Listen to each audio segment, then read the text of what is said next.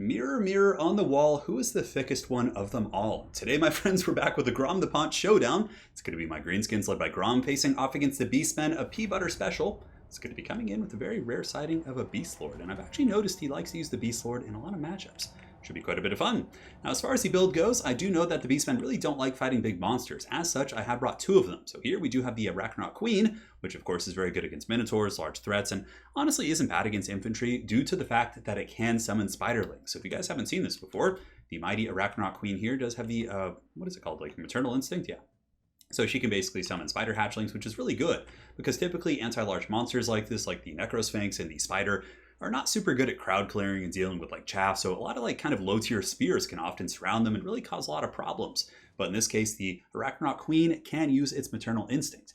Now on the other side of the spectrum, here is the infantry piece, or the answer against infantry, I should say. The Rogue Idol is really good at just clapping countless infantry. And man, if you put this thing in the middle of like Bestigors or any sort of chaff infantry, it hits so damn hard, has great splash damage, and really is a beast to take down.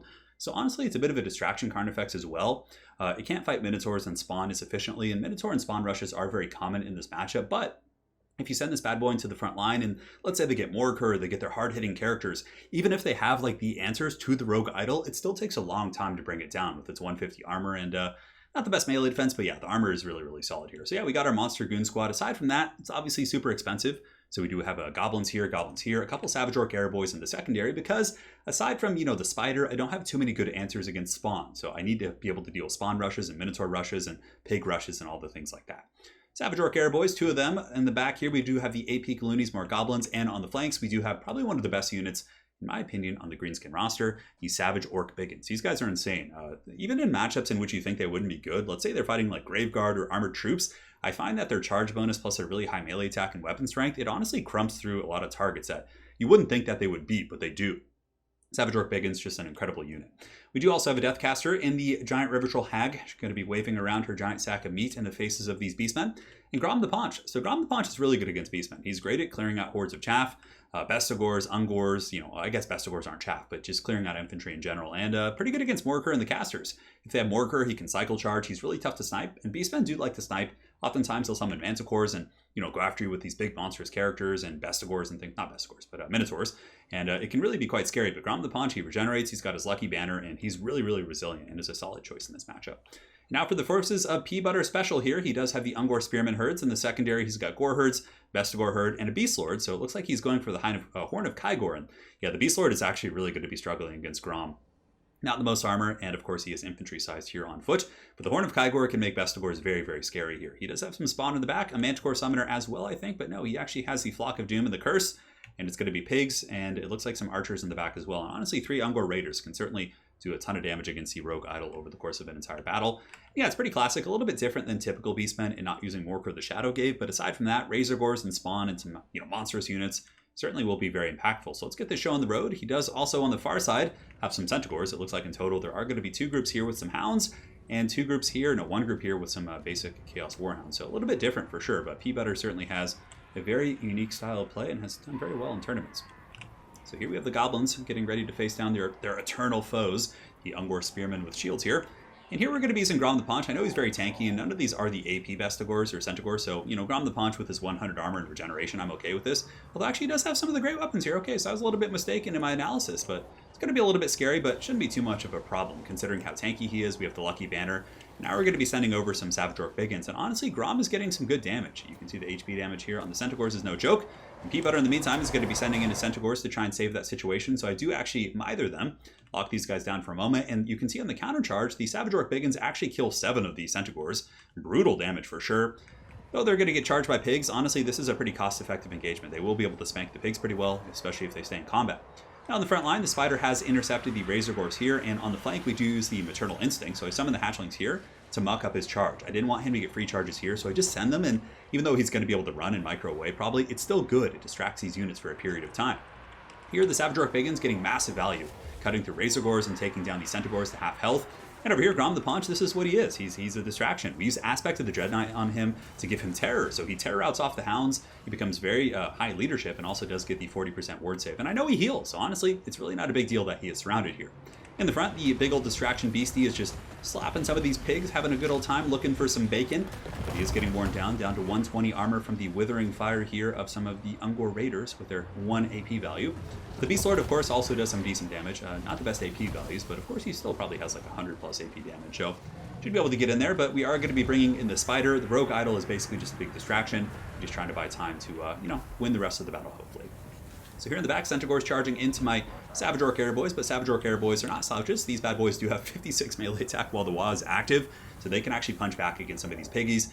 And a little bit of a misplay here. I do overextend with my Savage Orc Bagans, pulling them away from the main battle. Big mistake there, but it's okay. Now on the far side, the Grom the Paunch Gambit has paid off. He got very, very low, but I know he regenerates, so as long as I can just be conservative and safe here, I should be fine. We do pull in the Giant River Troll Hag, and we use Doom and Darkness actually to break this pocket. So we overcasted it, and the Centaurs and the Hounds did break off, and now Grom the Paunch and company are going to be coming back in. I should probably mention I have Spirit Leech, Aspect of the Dread Knight, and Doom and Darkness. So we did not come in with Fate of Buna. I don't think it's really worth using on Vestigors and things like that, especially if you have a Rogue Idol. So the Spider's been doing a pretty good job kind of keeping the back line relatively secure, but now some of the Vestigors have broken through the Goblins in the front line, and my opponent is into the metaphorical cookie jar here, and the Vestigors should be able to beat down the Savage Orcs pretty well, especially considering their very high AP values they have here.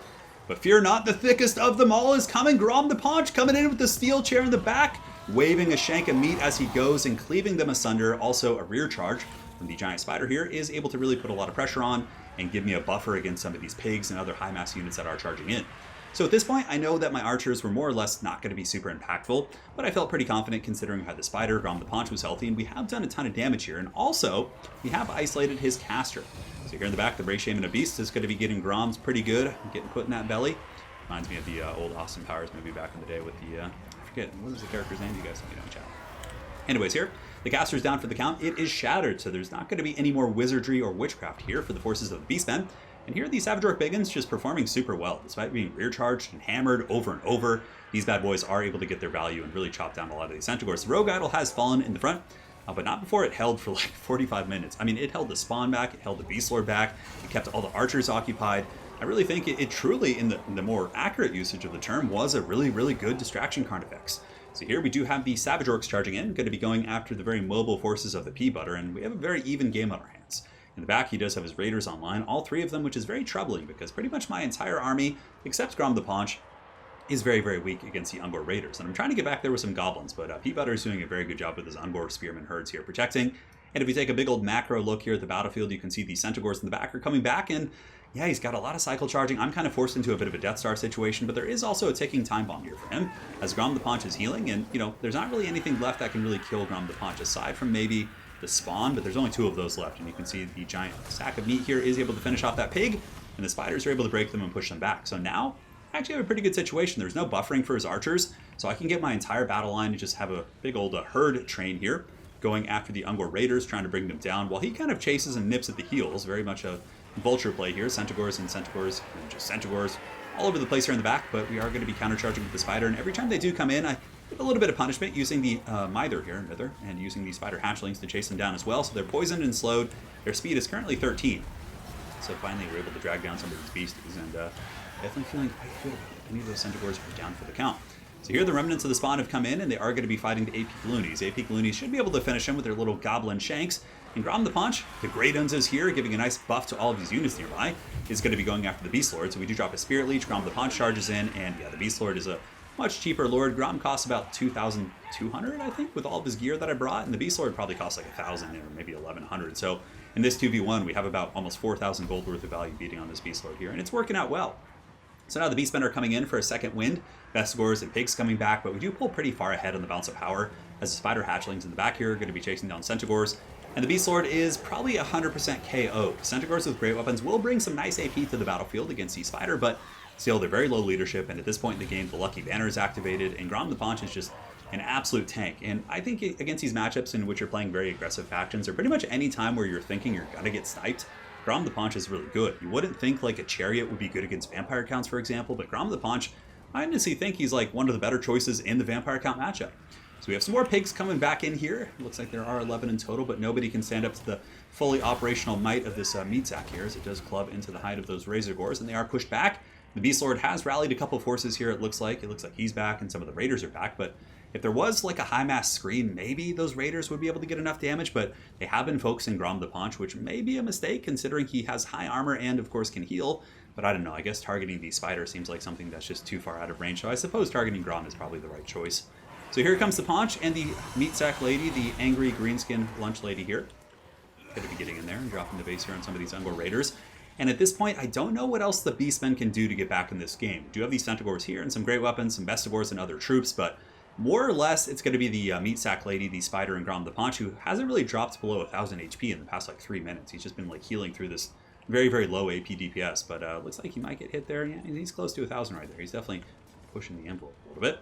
But here comes the Arachnoid Queen moving on over after the Centaurs, who are tied down by the Spider Hatchlings. Peanut Special going to be reorganizing the last of his forces, but that is going to be army losses, and there you have it. So well played. Certainly a matchup in the past I really struggled with. I had a lot of embarrassing losses in this matchup simply because I was playing it wrong. But I think in the Greenskin matchup, you really got to just bring a Rogue Idol, and you also have to bring a big monster. Like, I think the monsters are just so good in this matchup. Like, the Beastmen can kind of play around it, but I think the combination of the Savage Orcs and the monsters, but yeah, the Savage Orcs are still very susceptible to shock damage from like Minotaurs and Spawn, so you kind of have to actively use your slows and like Grom as a distraction and put them behind the big monsters. I didn't do the best job. He still got good value, but I do like this build. I brought the Savage Orc Airboys just to kind of force him in case he went like full kite. Like, if he had gone full kite with like throwing axes and archers, I wanted to have something to fight back with, but I'm starting to think maybe you cut the Savage Orc Airboys here and just like mix in like more stopping power. Like, you could get definitely a couple decent units like Spider Riders to help block charges. I think that would be better. So then you take like an aggressive posture, you use Spider Riders to countercharge pigs and Centaurs, poison them and keep them from retreating, which allows your follow-up to be very nasty. But yeah, I like this build. I think I would probably cut the archers, maybe even get like a couple mobile archers, like force like Wolf Rider archers or something. I don't know. But against Beastmen, it's so risky. They have so much mobile battlefield control. It just feels like such a gambit. I don't know, I have to think about this one, but I do think the build is good. I've tried it quite a bit against good Beastmen players and had some success, but I think the archers may need to go. They just seem like a liability that often just does not pay for themselves. And again, well played to Peanut Special. Hopefully you guys enjoyed this Greenskin versus Beastmen game, and guys, we will be back with more content soon. You guys stay safe and take care.